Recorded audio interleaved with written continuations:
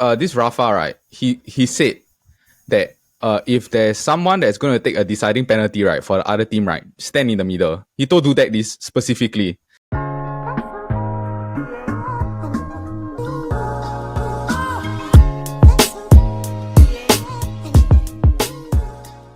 Hello, everybody, and welcome to the Football Kaki. I am Eldad, your host, and I am joined by my fellow Kaki bros, Paul and Midad. Boys, how are you doing today?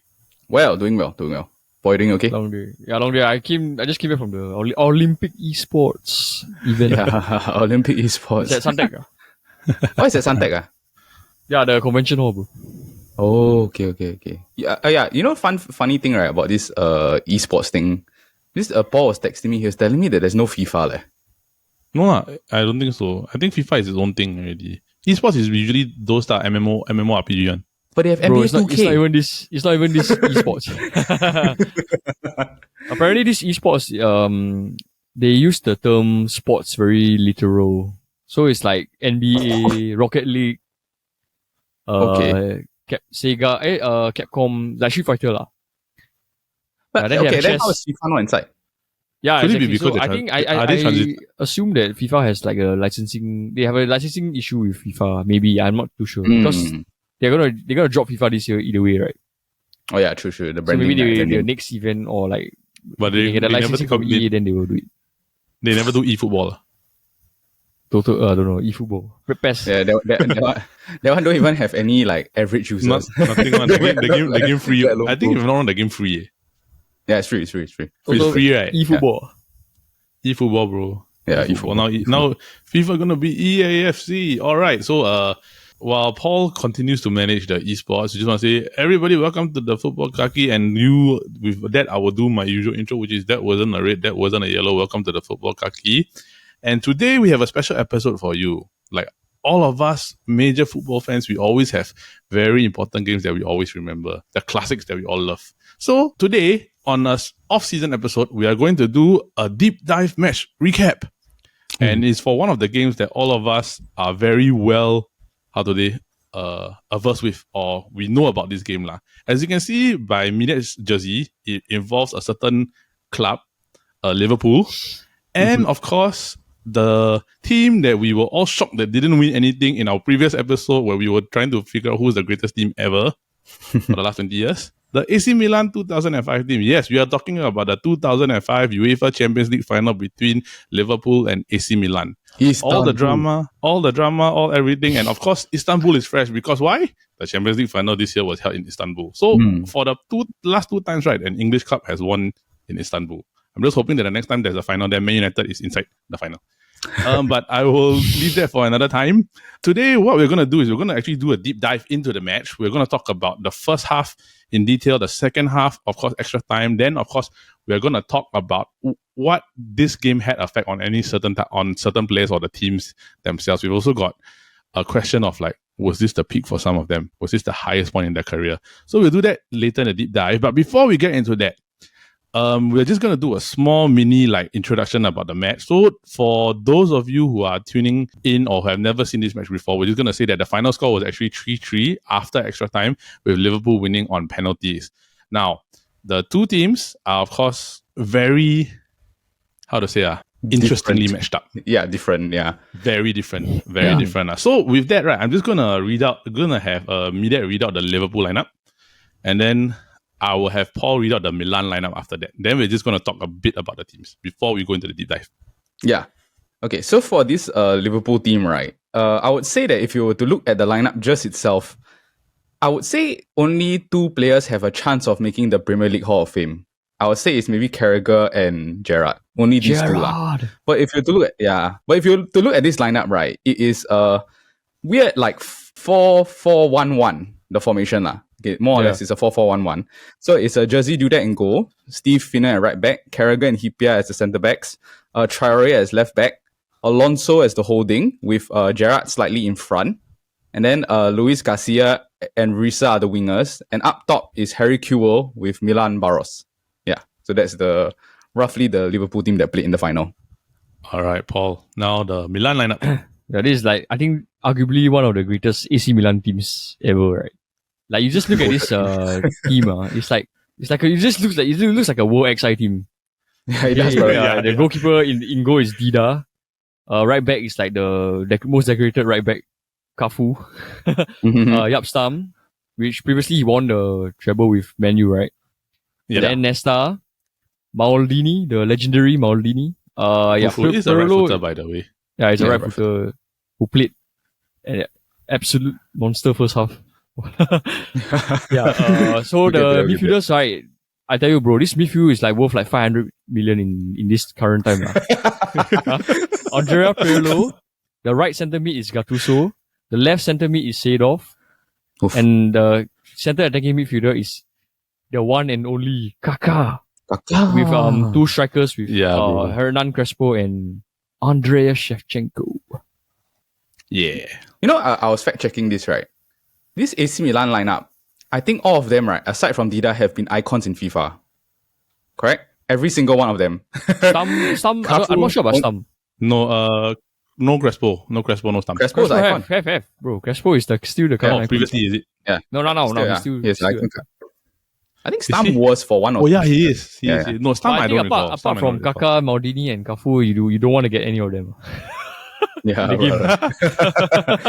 game. Shevchenko. Talking about the game. Yeah, the game. Yeah. All right. So, and they have one more legendary player on the bench, Rui Costa. Yeah. Legend. Yes.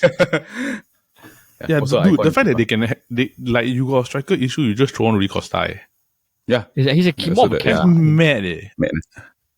Yeah, more of a cam. Free roam, but he can do both. Like, and we all know how good he actually is. So it's weird because, like, for me, when I look at this, like, if let's say you were to just show this to people on paper, right, you would think that this Milan team will wipe the floor of this Liverpool team, which essentially, right, is actually what happened in the first half. Yeah, so exactly what happened. Yeah. So we are going to talk. There's one player missing. Who? Another legendary player. Can you guess? For which one? For AC Milan. Inzaghi? Yeah, he wasn't even in the squad. He wasn't even on the team. Yeah, he wasn't even on the squad. Yeah. He was actually he's part of the team, but I just don't think he was like fit. He was injured or something. I think they said that he missed out on the game itself. Yeah. So the thing is that this game is like, to me, literally a game of two halves. Mm-hmm. 2 halves. So what we're going to do now is going to go and do a deep dive in the first half. And wow. First of all, I got to say, right, before we get into anything, right, Traore's a disaster, the first, wow.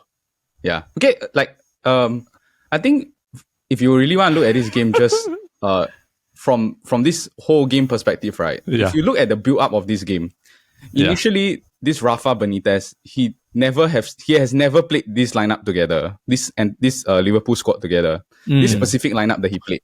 And I was watching this podcast with Carragher, right? He says that the whole team was shocked that he played Harry Kewell as the attacking behind Barros. The centre forward. Because initially, right, yes, correct, as a centre forward. Because if you were to see, right, prior to that, the whole sort of build up in the Champions League, it was more like Alonso with another CDM. So it's like Alonso and like Haman or something like that.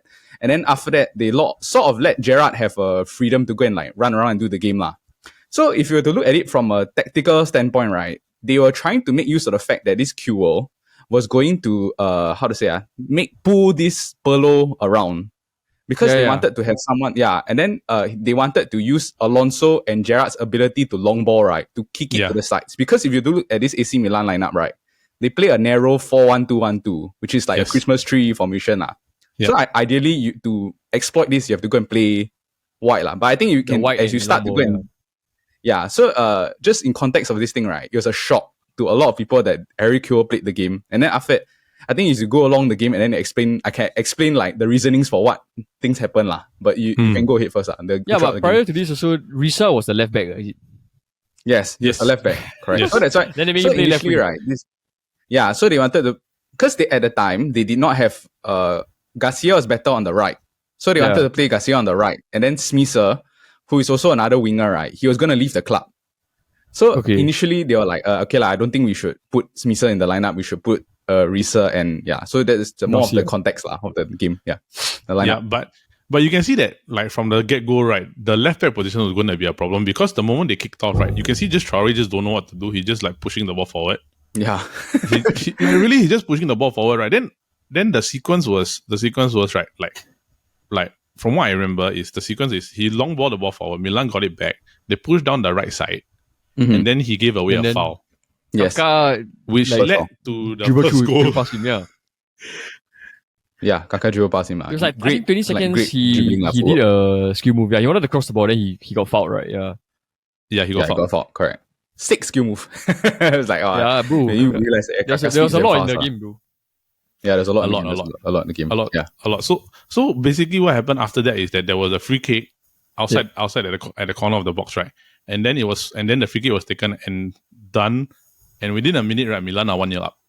Yeah. Through the captain. So it's like a captain's goal. So I feel also this game was also about captains also. Okay, I was also gonna say, right, this Pirlo, right, he pinged the ball perfectly. Yes. Okay. It's like the weight of the ball is like really just super nice for Maldini to go and like volley into the level. Yes, correct. Yeah, it's just like super nice volley. And then also like to criticize the Liverpool defending, right? The fact that no one closed out the ball. No, because Benitez was doing, he was, for set pieces, he always implement zonal marking, right? Yes, correct. Yeah, so 4 of them were like very deep in the box. Yeah. Yeah, so when Maldini had a free man, Luis Garcia wasn't even looking around, like, he was just standing there.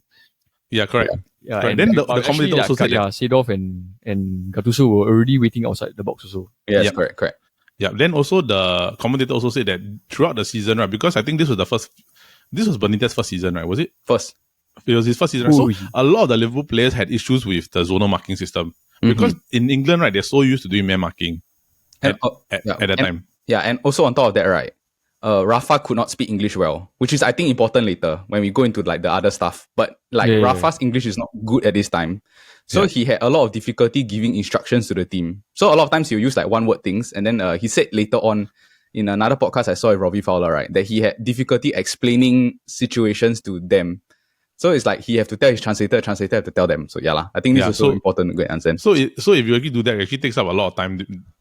A lot of time during halftime because you only have 15 minutes. Yeah, but moving forward, right, like after the first goal, and you could see throughout the game, right, like the possession play of Milan, right, showed you why that team was world class. Yeah, world class. Paul, what do you think? Like in between that and the second goal, you could see like it was literally most of the Milan domination, right? Okay, so like what Midet pointed out earlier on, right, he said that Liverpool should have played. I mean, Liverpool's way of playing was to long ball to the wings, right? Yes. But actually the entire first half, this Pirlo was doing long ball to Shevchenko and Crespo the entire time. Because of the way, because Gattuso and Seedorf drew Xabi Alonso and GERRARD out. Right? Yeah. So this Kaka was the free man in the middle with the two strikers. In the hole, Yeah, correct. So exactly someone with the quality of like Maldini winning the ball back. Straight away he will pass it to Pirlo and then he will long ball to like a Crespo and Shevchenko. Yep. And there were so many chances where they could have just like square to each other and score, you know.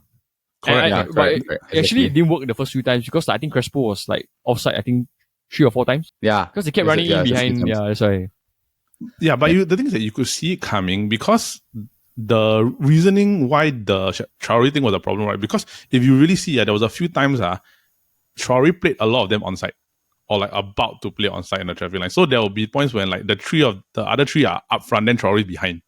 Because he wanted to, he's like totally not picking up the guy. Right? He wanted to stay in his position. Correct. Yeah. Yep. And also I think like when I was watching another like this Benitez, right, that same podcast, especially right, if you have a chance to go and see this Sky Sports, right, he did this like 20-minute segment with Carragher where they break down the game. He was saying that actually the reason why that this Kaka was having so much freedom, right, is because of Gerrard's lack of discipline in the first half. Because if you watch that game back, right, which is true, when I had a chance to go and rewatch the game, because they were behind so early, right, 1-0 down, you could see that Gerrard sort of like box to box nature come out. He don't have the discipline to just sit there.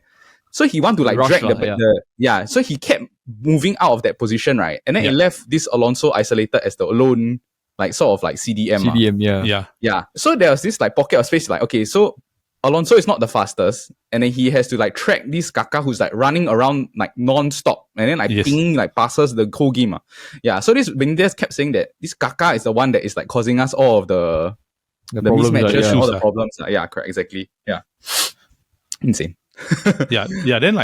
Then it was also at a point where if you were to come in and you really watch it, right, because of that issue that Gerrard had, right, Alonso was there. There were pockets of space where essentially the Seedorf and Kaka were gang up because Gattuso and Polo, they were going to be naturally a bit further back, ma. Yeah. So correct. you will see, right, like there's gaps where Seedorf will come in here. Then after that, just to the right side of Alonso, they'll come in because Gerrard have to run back. Then a lot of the time they're trying to move forward. So what happened is that if you really see the first half, right, Liverpool were very, they're very passive. Yeah, they're more dealing with AC Milan. Like, especially how chaotic the attackers were to the defenders. Correct.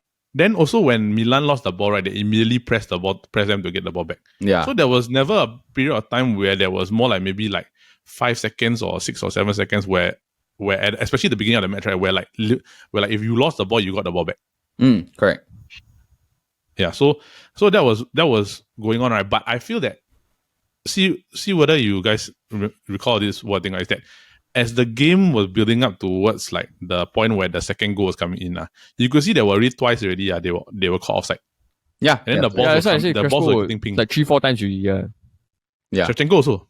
Yeah, Shevchenko also. The way Shevchenko drew Carragher in and out, right? He ran in, then he ran out. Then Kaka made the pass, but I think Kaka made the pass too late. Yes. Yeah, slightly too late. Yeah, correct, but Kaka was the one that was like, like reading the killer pass. Yeah, correct. Yeah. Yeah, but also like before we talk about the other goals, right? Important point to note, right, is that at the 23rd minute, this Harry Kewell got injured. Yes. Yeah. So after then the Schmeitzer. So when he got injured, they took him out. They put Smisser in. So Smisser played right mid, and then Luis Garcia went to play cam. So it's like now Luis Garcia is behind Barros. Yeah. Yeah, but it didn't have much of an impact because they were still struggling with the shape of the team, lah. Yeah. Then prior to that, the first 15 minutes or so, I think Liverpool was really struggling with like all the set piece. Yes, correct. Like there was a corner also the corner I think Luis Garcia clear off the line, right? Or was it Milan Barros? He clear a header off the line. Yes. Yep. Yeah. Correct. Exactly. Like, at that moment you can really see they're really struggling with all the they were having a lot of problems. But the thing is that Liverpool started to slowly get into it, like very slowly, right? But you could see that they were still struggling because the Milan defense had them on wraps. And then it happened. The second goal, an attack from Liverpool, right? And a controversial and a form of controversy just right before the goal happened. So what happened was that they dribbled the ball in, right? Then Nesta fell on the ground. The ball touched the elbow. Handball, bro. By right, it should be a pen, I feel. It should be a penalty. Technology now, yes, for sure, handball. It would have been a pen, yeah. 100%. So because of that, right, they do the thing, right? You imagine, right, if that was a penalty, right, it would have probably changed the complexion of the game earlier than what actually happened down the line, lah. But in one swell move, a pass to Kaka runs all the way down, and that chip to Shevchenko. Yeah, the loop. The pass to Shevchenko was ridiculous. Like the from Kaka, like the banana ball, right? Yeah. I was like, what a sick, disgusting pass. Yeah, but that was the game that really like made me love Kaka. Yes, but I was also gonna say that if you look at before that, right? Yeah, just the moment before that. Yeah, like okay, let's say this controversial situation happens, right? This type of thing. AC Milan, right? They really are very experienced because they know that it's a controversial situation, right? They immediately like, let's move the ball forward, so we don't give the referee time to you don't give him time to linger on the situation. Yeah, and it also didn't help that because Liverpool were committing forward, right? So Liverpool were actually quite high up the field. Yeah. So by the time it moved up everything, it was very easy for Kaka to penetrate, shift the ball over to Shevchenko. Shevchenko does a square. What's the guy that slide? Carragher, right? Was it the guy that slide? Yes, Carragher. Yeah. He tried his best, really. Yeah, correct. That really is full stretch. Yeah, he tried his best. Yeah. Then after that, you left them isolated. It wasn't a great pass from Shevchenko, lah. But Crespo did his job and then they're 2-0 up, lah. Yeah. Then after that, once they're going, everything goes smooth. Then 5 minutes later, another one goes in. Yeah. It's but horrible. The pass from Kaka, though. Yeah, another sick pass by Kaka. Yeah, and then Rafa was saying, right, that he was preparing already, like, what to say into the locker room. So he was like, he was writing notes here saying, like, we're down 2-0. And then after his goal, then we're down 3-0. He changed his notes. No, because it happened like on the stroke of halftime, right? So Milan's goals were actually in the first minute, the 39th minute, and the 44th minute. Yeah, correct. Exactly. So it's like really within that space. Liverpool went in the space of 5 minutes. When Liverpool was starting to slowly get into it, they are 3-0 down within the space of 5 minutes just before halftime. Yeah, correct. And it didn't really help. So the full thoughts on the first half was that it could have been worse. Yes, it could have been worse. It really could have been worse too. Yeah, and I think the lineup, the formation was wrong. Yes. Yeah, it was like clearly there was wrong. He picked the wrong players Benitez, as in for the first half. Very obvious to see. Yeah, he picked the wrong players. Yeah. Correct. So after that, Milan went into the thing 3-0. Then even the commentator was saying like, "Oh, it's over already, lah." Yeah, it's over. Like there was this like air of like understanding that Milan's gonna win another Champions League. Yeah, it's gonna be like in the middle, they another just one. Correct. But you know what I found very funny about this or not is that if you listen to the commentary at the start of the game, right, they were saying that the last time an English club was in the final, right, and the last time a goal was scored within the first 5 minutes, right, was an English club was in the final. And then the English club won the final, right? So the commentator said, could that be an omen? Then after that, by the time he goes all the way to halftime, it's 3-0, and then you're like, Yeah. Plus also, right, the commentator said at the start that Liverpool has not lost a final when they wear red. He said that. Like in the he said that. Yeah, he said that.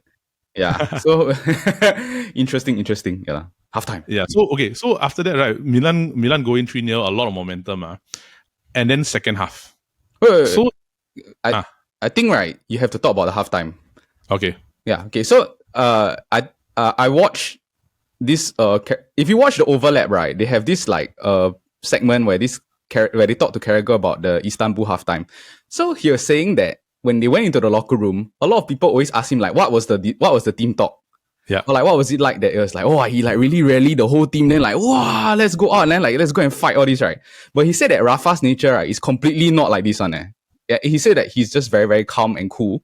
But he was saying that because he couldn't speak English well, right, he will give instructions in like one-word sentences. So he was saying that if he wants to sub you off at halftime, right, he'll say the word shower. Because like they go and shower, then they go and change, correct? And you're out. In the halftime, you're out. So in the halftime locker room, right, he was like, Traore shower. Because he wanted to take Traore out and then bring this Haman on.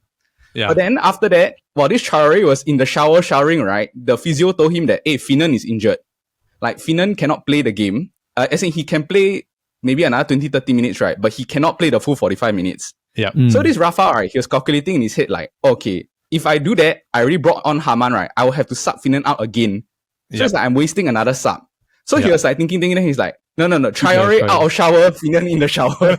So he's like, so he put this Traore back out of the shower, and then after he put this Finan back in, put Finan into the shower lah, like go and cut off the break or whatever. And then after that, he was like, okay, we're going to revert to a 3 at the back. So Traore, you'll play left side, then Hipia, then Carragher.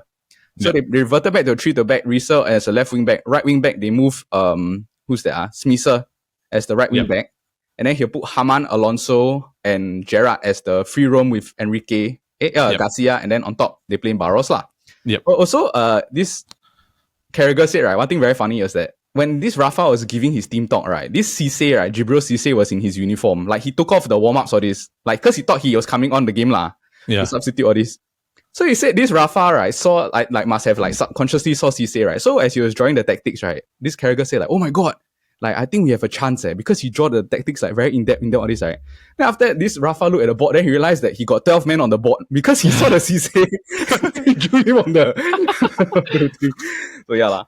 I think important context to note that it's like they reverted the system to play 5-2-2-1. So it's like to counteract the AC Milan, the narrow the two strikers, system. two strikers also. Yeah, so it's like important context, I think, the halftime team talk. Yeah, because I find that the decision to put Carragher on the right side, and then the decision to essentially put Traore back as a centre back, right, allowing Riesel to move forward, actually paid a lot of dividends. Yeah, because it did. What that happened, right, is that by putting Haman on, essentially you allow GERRARD to do what GERRARD does. Yeah, the extra and protection as well. Yeah, extra protection also. Because if let's say you compare Haman to GERRARD, right, their skill sets are totally different. Like GERRARD is center mid, box to box, especially cam everything. Especially at that age. when he was 24. Because 24 is like, he did not have the discipline to play the CDM role like later. Yeah. Correct. So because Haman was there, right, you could see that there's defensive stability. Then after that, from the get-go, Liverpool whack already. Yeah, they whack. Yeah. They really whack. They really whack. And then this is what I call like the half of 10 minutes. Yeah, the half of 10 minutes. Man, the half of literally 10 minutes. Yeah, insane. The half of 10 minutes. Because it was, Liverpool were getting going, everything, right? And then out of nowhere, Risa actually, the build-up to that goal, like he actually did a very bad first ball. Yeah, he horrendous first ball. He almost got to lose the ball, right? Then he rebound, almost a pin perfect cross, right, to where Gerrard comes in and he scores the goal to come back. Yeah. So it's like, okay, you got 3-1. Things are moving in a decent and pretty good direction. 2 minutes later, a shot that Smith shoots from the outside, right? And I feel like Dida should have saved that shot. Oh, he should have saved that shot. Easily. To be honest, he could have saved both. Yes. Yeah, it's not like very... Yeah, Dida. That's why he's not icon. Yeah, he's not. Maybe not yet. He's hero. No, bro. He's been what I've been saying, right? Dida is the weak link of the Milan team. At 3-0, he was like eating nachos. Coasting. Yeah, eating nachos. Coasting. Yeah. Then the first half he never really warm up that much. Right, correct. Only got one but the first header. Sorry. Yeah, only one Hipia header and like a few crosses in. But this Gerrard, right? For first goal, I think it shows how like diverse he is. Like, you know what I mean? Like, his power to go and drive the ball and then hit it into very nice goal. Yeah. So Spencer got a bit lucky. No, Spencer goes lucky because if you really look at the angle, right? Oh, it's a long range shot, right? But I always feel that for long range shots, right, unless it's a rocket to the bottom corner or top corner, right, keepers should naturally be saving it because it's a low percentage conversion rate. Yeah, correct. Comparatively to, let's say, for example, if it's in the 6-yard box, aka the Lukaku goal, the Lukaku miss. Yeah, so, but the thing is he could see the whole way, like the whole trajectory of the ball. Yeah, that's the thing. Yeah, not like you got 5 players blocking him, that kind. Correct. And the thing is that he had both hands on the ball. Dida. So the thing is that I don't really know. Okay, and what struck me was that the commentator said something where it's like he thought Dida jumped over the ball. So it means that you overjump the shot. It means that you didn't anticipate it correctly, right? And then you just pushed, essentially pushed into it. No, he didn't dive late, right? He didn't. He didn't dive late. He dived on time. He just went through his hand. Yeah. Blur moment. Yeah. Then it was bad, and then suddenly out of nowhere. Suddenly out of nowhere, right? It was just, I think, quick go. Then suddenly they push the ball to Gerrard. Gerrard runs into the thing. Then Gattuso fouls. Yeah. Then there's a penalty. Yeah, I see, like what Mide said, like Gerrard doing the hard carry, like really all these fouls, all this, getting inside all the dangerous position. It's very funny because like throughout the game, right, I was thinking, right, like essentially, right, if you were to say that the Milan and the Liverpool team, right, they swapped bodies, and Kaka became Gerrard, right, based on the first half. Yeah. Like you would really think that it's actually possible because the side that never scored any goal, right? That one is like just nothing's going to happen on that side. No, I think everything happened on this side, on the other side of the goal. Yeah, and I also think like if you look at it from who is the defenders of AC Milan, right? It's very shocking that because you think about it, right? They are 3-0 up, An Italian club with those like caliber of defenders, all of them, Nesta. At one point in their career, right? All of them were the best at their position at you know what I mean? At right back, centre back, left back. You know what I mean? In the world, Yes. Yeah, 3-0 up. But for that 10 minutes, they shut down, right? That kind, Yeah, it's just for these 10 minutes, I think they sort of like, just like, what the heck happened? Right? Maybe the first goal is like, okay, maybe they got lucky, that kind. Then second goal is like, oh shit, they really got lucky with the Then the third one is like, Gattuso, they panic, They panic, is like, they have a chance to equalize. Yeah. But then Gattuso just do Gattuso things, Yes. It's a bit edgy, a bit too edgy. Yeah. A bit too edgy. But I also think that also essentially, right, what happened is that because Gerrard was in that cam role, right, just behind the striker, right, now they have another thing that they got to deal with already. Yeah. Because essentially what's happening is that if you were to look at the formations, right, having that single defensive midfielder would have done the job for the first lineup based on that particular formation. But then now because you're converting everything over into a actual guy that can dictate play in that cam position on the slot behind, right, with two defensive midfielders that are stable. Yeah. Essentially, you are now having to cover that void that was never, that how to say that space that was not, you didn't have to cover in the first half because nobody was there. Yeah. And also think like this Barros and Garcia, right? Yeah, they played very well because they were really driving at this all the centre backs or this. But I also think because this Gerrard, he pinned so deep right into the front. This Pirlo, he didn't have time, the same time that he had in the first half to go and like I take the ball and I ping it over. Yes. Then the gravity, right, that this Gerrard was having, right, it's like he really like pull like what Seedorf, Gattuso, all this, they like start to worry about him because he was causing so much like havoc. Yeah, because this is like the game that you feel like, oh yeah, if you really just let him run around, right, he's the most like freakishly imposing player in the league, in the world at the time. Crazy. Yeah. So when that happened, right, I think Paul, you agree, right, is that having Gerrard there caused a lot of problems because essentially all of the midfielders are out of position already. Yeah. Yeah, because like you see, the first half, it was supposed to be Puro. Then Gerrard was, it's just like, he was not so far in front. He wasn't even like much in the box, that kind, as compared to when in the second half, But I also have to say one thing also, is that, which I didn't mention earlier, I find that at the second half, right, Liverpool up the tempo.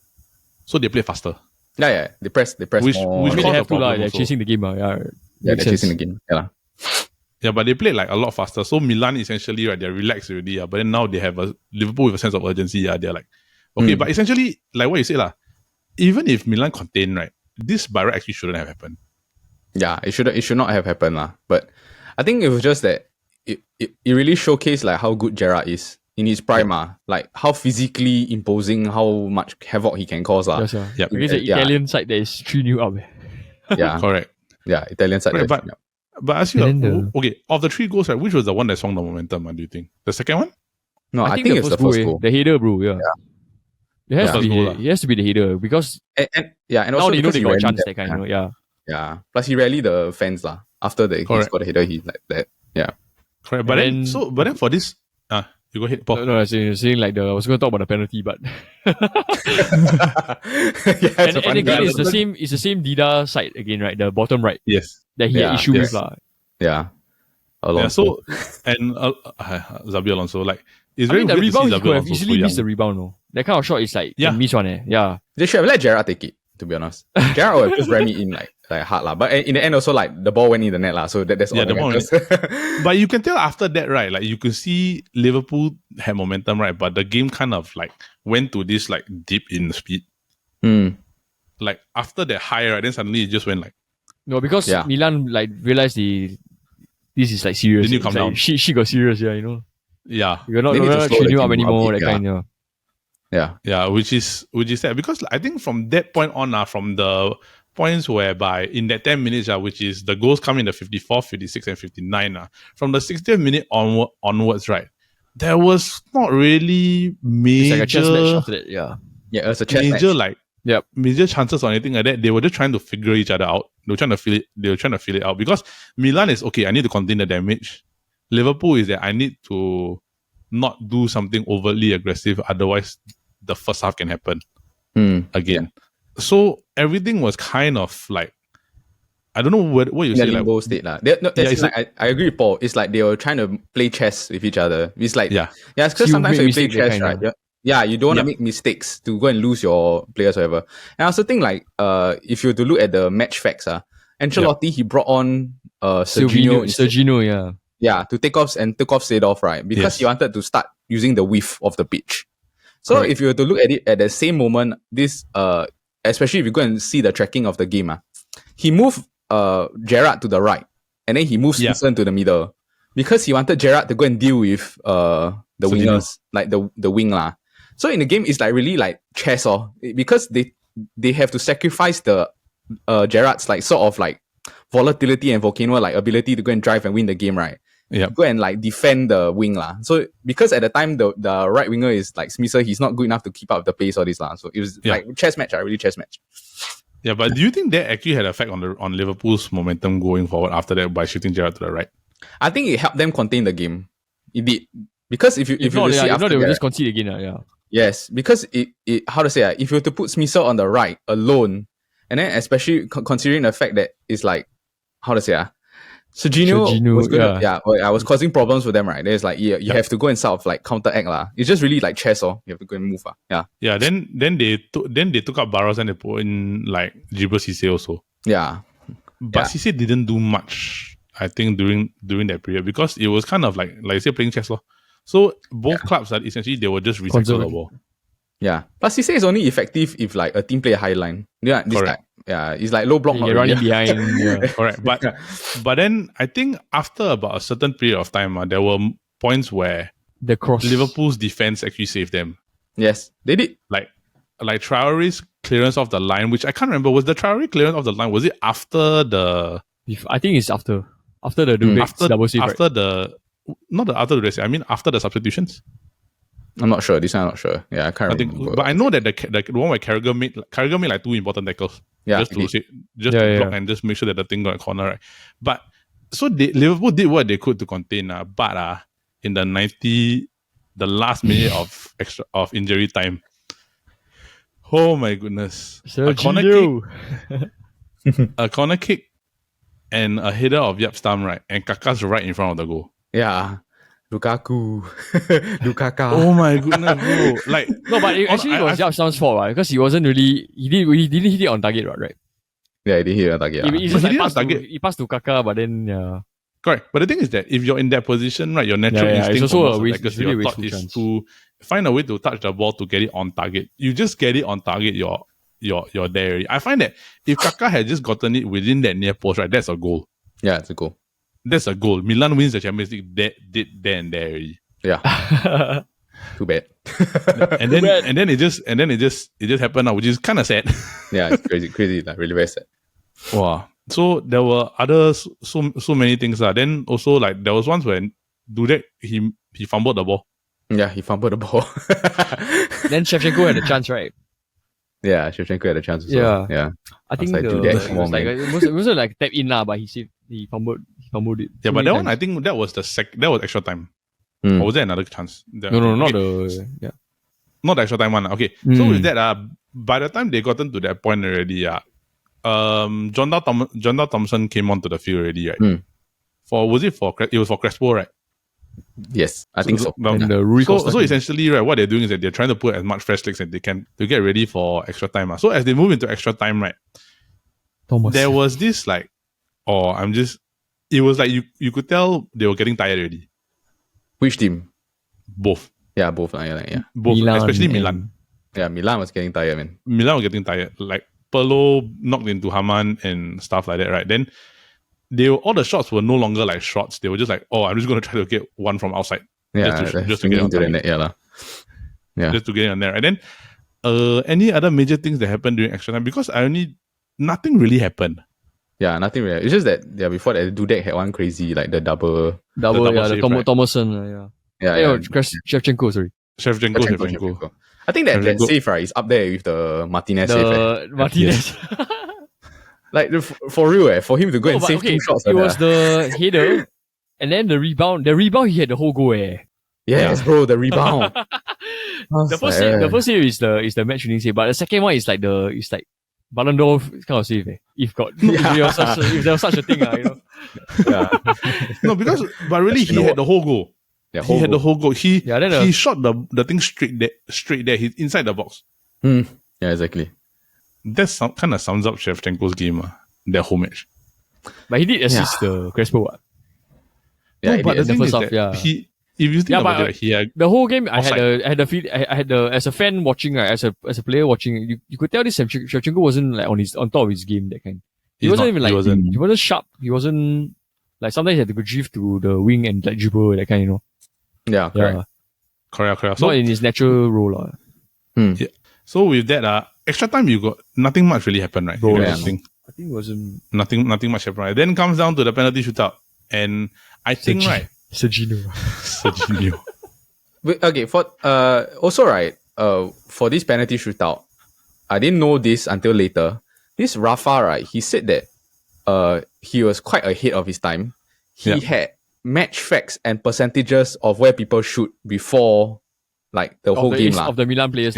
Yeah, of all the entire Milan squad. So it's like he knows like each person, like their rough percentages, where is it. So he told you that roughly is like where you should be diving for the percentage. Like where they're most likely gonna shoot. Yeah, I think it's important to note. Yeah, because Dudek saved the Milan's first 2. Yes, correct. Milan's first two, right? So what happened? Sergio missed first one. Missed completely. Balloon. I said balloon the ball. Yeah. Sergio skied the ball. Yeah. Haman scores. Haman scores, and then Pirlo scores, right? But Pirlo miss, bro. No, sorry. Pirlo misses Dudek saves. Yes, correct. But I have to say, he came off like he's far off the line. Yeah, them off the line. It's like this Pirlo also, for his standard, right? He took a very lousy penalty, like a very weak penalty. Yeah, and it wasn't even the corner, right? Yeah. No. It's like for Pirlo's standard, right? That was a lousy penalty. You know what I mean? Like, for his standard, correct. But the thing is that, like, if it was based on modern day football, right, and the rules that they have where the keeper has to stay on the line, I think Pirlo actually scores that penalty. Dudek didn't come out. I don't think so. The penalty would have been retaken first, then we will see. Yeah, but it was a very weak penalty. Yeah. That's true. Then after that, Cisse scores. He's run up them fast, yeah. Run up them freaking fast. I was like, you running from the halfway line. And was this the time he already broke both his legs? Or no, haven't yet. This was the run where this was the one where he had just come in. Run out like Pogba, right? Yeah, he ran out freaking fast, yeah. I was like, I imagine in my head, right? It's like the next penalty taker, he just run to the run for the middle, yeah, run for the middle. But what are you running for? Yeah. Then after that, John Dow Thomason scores. Bro, that one he just ran back, bro. Anyhow, ran back. Yeah. He ran back. Then after that, Risa misses the penalty. Yes, correct. Risa misses the penalty. That wasn't a good penalty. Yeah, it's a bad penalty. Did I save? Yeah, bad penalty. It wasn't a good penalty. Then after that, was it Kaka? Kaka scores. Yeah. Then after that, it was who was the next one? Smisser scores the penalty, right? Yeah. And then basically, essentially, Andrei Shevchenko. This penalty summed up his entire game. Yeah. Okay. So this Rafa, right? He said that if there's someone that's going to take a deciding penalty, right, for the other team, right, stand in the middle. He told Dudek this specifically. Oh, really? Yeah, because he said that there are times, right, if you're the one that has to decide the game, when you're walking to the ball, right, and you look closer and closer and closer and closer, right, you'll be thinking like, oh shit, actually it's like quite near. You just don't want to miss it. Yeah. Yeah. So he was saying that he was likely going to miss. I see he has a fear of like he's going to miss because he's the one that decides the fate, ma. Yes. Yeah. So Rafa told do that like, okay, if it comes around to this situation, right, just stay in the middle because he knows that certain people they might like freak out or panic lah. So no matter what caliber of player they are, right, is to decide the Champions League. So yeah, I think important. Yeah. Which essentially what happened. So everybody always says, oh, Dudek did the grobla, the dancing. Press Y on the controller. Yeah. I don't think that was they actually had an effect on Shevchenko. I just think that it's more or less like he had a mindset he didn't want to miss. Yes. So he was afraid to miss the penalty. Yes. Like you could tell it on his face, right, that he wasn't like confident. Yeah. Yes, I agree. And because of that, right, what happens is he shoots down the middle, as Rafa said. Dudek saves the penalty. The rest is history. Liverpool win the Champions League in what is essentially, right, to me, very gripping final lah. Yeah. Wow. This caliber of a final is like the elite Champions League game lah. The one that a lot of people think of. Yes, correct. Yeah, correct. Is that a game where it's like if you think Champions League finals, right, this is one of the first few that comes up to your mind. Yeah. David and Goliath story, really. Really, yeah. Because if you really look at this, and I want to ask you, right, Liverpool versus this lineup, right, technically Liverpool shouldn't even have had a chance, right? I mean, you look at the halftime score, people would just reaffirm saying that the chance is gone already, right? 3-0 down, you're out already, right? Yeah, correct. Thanks for coming, that kind, yeah. Correct. And I always feel like even if like they got past the midfield, they would have to deal with this four. Yeah, these four defenders. And like I was watching a story like Ruud Gullit says that because Milan, right, these four defenders, right, they're not fast. Yeah. But they defend as a unit. Yeah. So what happened was that there was this story about Maldini, and Ruud Gullit said that when he was at Milan, they said that they'll play 6 against 11. You try to score. The 6 is the unit. 6 is the unit lah. So it's basically the 2 midfielders and the 4 defenders lah. And this is the rule. So it means that it's Maldini and a few others, right? They were so good that Ruhula said that it was impossible for them to score. Until Maldini said, never mind, remove the 2 meters, 11 against 4. Still cannot score. Yeah. So and I'm assuming at the time it's also Baresi. yes. This is like another like legendary. So if you're looking, how small was the goal? full size field, bro. Full size field. Full size field. Full size field, bro. Because like the thing is that because the thing is that if you essentially basically what they're telling you is you go, I give you whatever the entire field, you do whatever you're at liberty to do, you won't score against me. That's the mentality of this style or defending as and Italian defense. So by right, if you literally look on this paper, right, there's no way Liverpool stood a chance against this team. Yeah lah.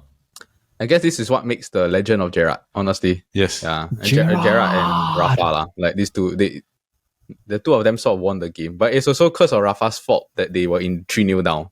Because he technically got the whole lineup wrong.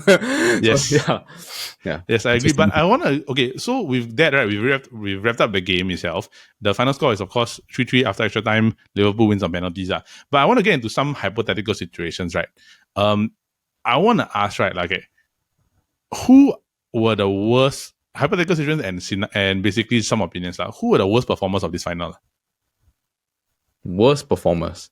Yeah, of this final. I think Seedorf did an okay job like in the first half. But that's why he got removed. That's why he got subbed out right in the second half. Yeah. Correct.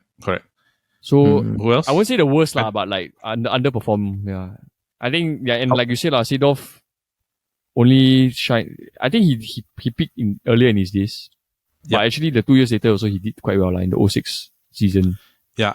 I find that this final, right, there were no really jarring performances. But if let's say you just say the magnitude of performance that didn't live up to expectations, it's just Shevchenko lah. Yeah, but he did have an assist lah. Yeah, he did have assist. He could have scored the winning goal. Yeah. Yes. So if I was to say who's the worst, I say Dida is the worst. Probably. Worst performance of the whole thing, yeah. Yeah, dude. We already have that already. So I don't think there were any major like how to say bad performances in this final. I think everybody did their jobs lah in terms of performance, which was made a great final. But I want to get in some hypotheticals here, right? So I've got a list of like 5 players. I just want to get your opinion, right? Whether this was their peak of the career or were there higher points. So the first one I want to ask, right, is this Steven Gerrard's peak? Yes. The highest point of his career. Yeah. Yes. As in the next year he has the FA Cup where he one man like really hard carry this Liverpool to win the FA Cup also. But if you were to talk about his individual accolades, right, he's won everything except the Premier League. But this is like his apex, like his best lah in the moment. And I also think like it's just important to know, right, that during this time he was what's that? What's the Chelsea owner? Roman Abramovich. Abramovich, yeah. Abramovich just came to own Chelsea ma. And then Mourinho was at Chelsea that year ma. Yeah. So during that time, they kept courting Gerrard. So Gerrard, he admittedly also got said that he was like spun lah. Because he was thinking like, am I ever gonna win at Liverpool? Because he looked at the squad lah. And it was because of this Champions League title, right, that he sort of said like, at least I won this with Liverpool. So he decided like, it'll be more meaningful for me if I win it for Liverpool than if I were to leave lah. So that's why he stayed. Because of this Champions League final lah. Important. Okay, Paul, do you agree? Oh, this Gerrard's apex? Gerrard, like what Media said also goes, at the time, Mourinho tried to buy him also, right? And then, I remember Ferguson said that, but this was a bit later down, but when I was at 2005, I was primary 5, right? All I could remember is like Gerrard like lifting the trophy. So I think that is like one of his prime moments. Which is sad though, because like in the higher echelons of his career, right, this was his peak. This was the highest point of his career. The highest point of his career. I think it's really quite good considering like not a lot of players can like reach his level, you know. Yeah. Correct. Because it's sad because 2 years later they faced Milan again and they lost that final. Yeah, they lost. That was a different kind of final. Yeah. The final a bit totally different type of thing. So essentially because that's Gerrard. Okay, so this we concur that this is Gerrard's highest moment of his career. This is the peak of his career, right? Okay, next one, number 2, Kaka. This is not his highest it's not his highest moment. Bro, but I think this is the start of like his upward trajectory already. Yeah, definitely. But to me, Kaka I think he did better in the season where they won the Champions League 2 years later, like you said, against Liverpool. Yeah. where he Yeah. The I think Ballon he d'Or scored also, the right? Ballon d'Or winner. Yeah, Yeah, he won the He's the Ballon only d'Or. player Yeah, that beat Messi and Ronaldo. Yeah. Yeah. So, nope. Yeah. not Yeah, the but case. it's just that it's sad because after the move from Milan to Real Madrid, right, it's like he gradually just went like that. Because he was injury plagued. Older, injury prone. Yeah. Different. Different. Yeah, but I mean, like, everybody thought that Kaka and Ronaldo together would have been a dream. But it just didn't seem. It's sad it just didn't turn out that way. One season. One Yeah, season, maybe two lah. Other than that, everything. Okay, next one. Jersey Dudek.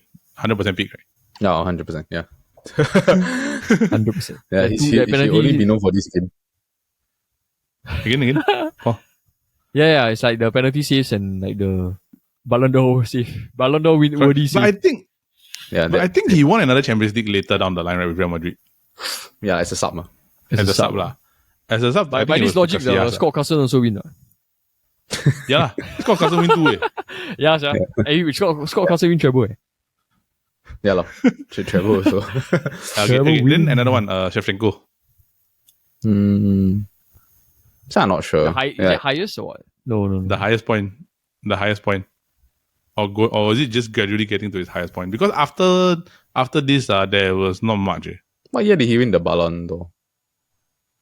Shevchenko But he got did win, maybe not this Champions League season. Maybe they Shevchenko won the Ballon d'Or. Yeah, he won Ballon d'Or, but I don't think it's this season, right? Yeah, not this season. Yeah, it's So probably because they Shevchenko won will like be coming- Serie A or something. Yeah, maybe. correct. Serie A or Maybe, Coppa but Italia. Shevchenko gets momentum because I would say this because a lot of the other players, right, a lot of them at this point, like the Milan, right, they were almost like going to pass their prime already. Yeah, I think Maldini Yeah, was past his prime. Yeah, so Maldini already had won a Champions League 2 years before. Most of them had already won a Champions League like prior to this. Already they beat Juve.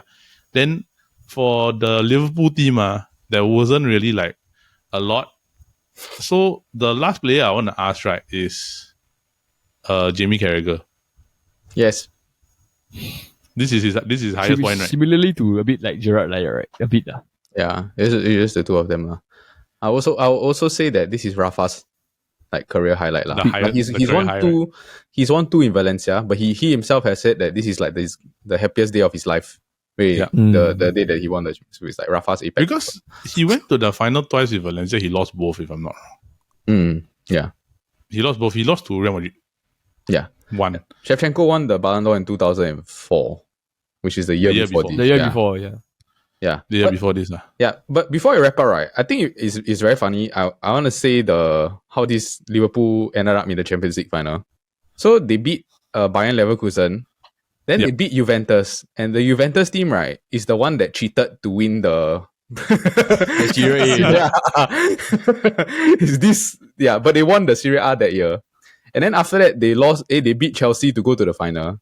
But the Chelsea one was the controversial one. Yeah, the Chelsea one, right, is the ghost goal. The Garcia, the ball don't know whether go in the net or not. Yeah, so the fact that they ended up in this final also is like quite like anyhow. No, honestly, because if let's say you really look at it, right, like Chelsea won the league that year. Yeah, they won the league there.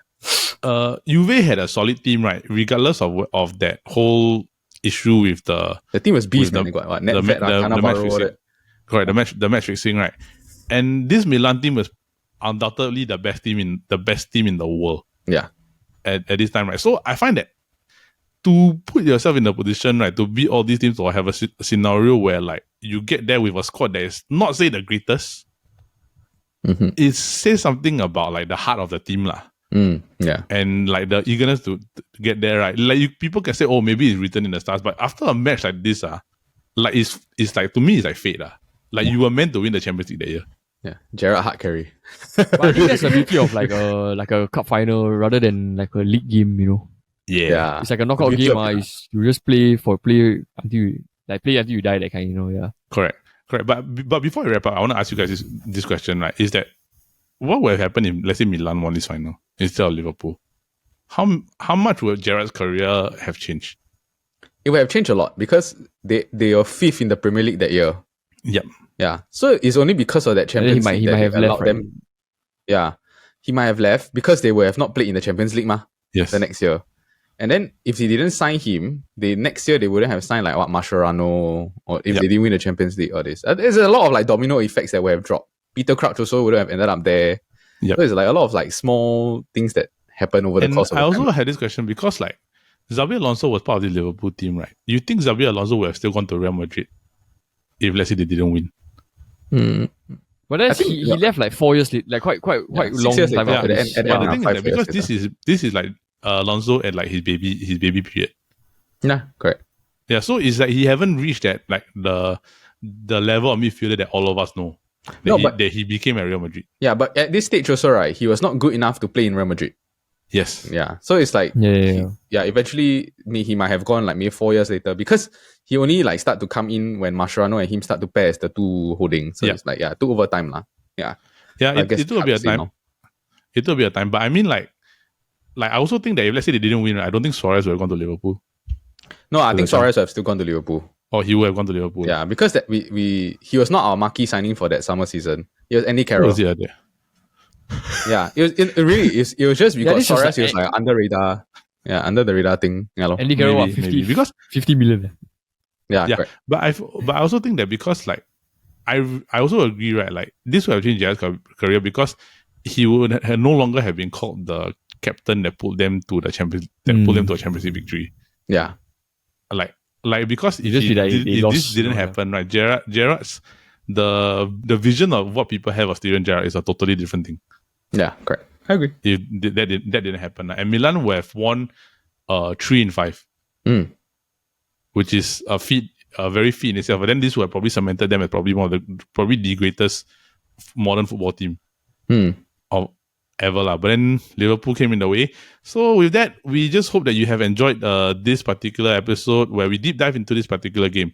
So that is it for this week's episode of the Futbol Kaki. Alright, so we just want to say thank you to everybody here for joining us for this week's episode. We hope that you enjoyed this deep dive of the 2005 Champions League final, and we hope that you continue to journey with us here on the Futbol Kaki and the Chit Podcast Network as we grow our channel. So with that, from everybody here and the crew, we just want to say thank you, and we also want you to continue listening to our other shows, which are, of course, the Kopri Bros, which happens every Monday, which includes my fellow Kaki Bros here, Paul and Milet, and of course, Brendan and Jin Yong. And of course, every Friday we have, of course, the big game show, which involves the whole gang from the Chit Chat Podcast Network, which is the SG Draft Podcast, where we draft on different topics and have fun while we're doing it. So with that, from everybody here, we just want to share you some love and just say thank you for your support, and we hope that you continue to like and subscribe. And of course, bye-bye. Steven Gerrard. Bye. Bye. Kaka.